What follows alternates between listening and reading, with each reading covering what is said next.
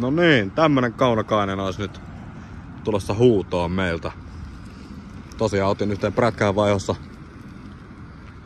tuotteen ja ei ole aivan täysin vakiokuntoinen peli, niin laitetaan huudon kautta pois. Siitä olisi hieno peli seuraavalle kengittäjälle. Tosiaan autohan on meidän toimesta käynyt pienessä fiksissä ja ollaan pistetty maalipinta nätiksi. Lähestulkoon kautta altaan. Tähän on tehty pieni myllytys ja kyljet ja hanuri näyttää oikein hyvältä. Veemannin vanteet suhteellisen tuoreilla kumeilla. Takaset on uudet ja etuset on viime kesänä laitettu. Sielläkin on ihan fiksusti kyllä pintaa jäljellä. Tosiaan keulasta niin konepelti kaipaa vähän rakkautta.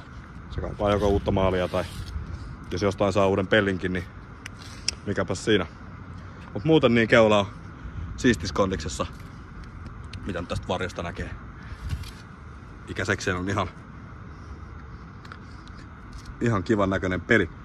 Lipat ja läpät tuntuu pysyvän hienosti kiinni. Ajelin tän itse tuolta Hämeenlinnasta tänne Espooseen ja oli mulla pari päivää viikonloppuna ajossa. Toimii, kulkee hienosti. Ja softakin on ilmeisen laadukas. En tiedä mikä siellä on, mutta ei tää mustaa puske, ei oo semmonen tyypillinen nokileka. Tosiaan sisältä siistissä kondiksessa ikäisekseen. Joku saattaa näistä olla mitä mieltä tahansa, mutta nehän saa pois siitä, jos sieltä tuntuu. Joku on oikein hienosti on teipannut aikanaan kiinni. Perus siistiskondiksessa oleva tuote. Kattoluukku on ja toimii.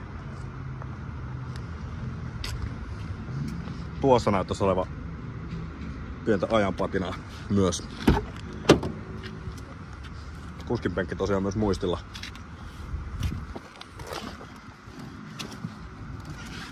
Äärimmäisen kiva tuote ajaa. Toimii hienosti ja käyntiin se lähtee ja pienesti se vislaa.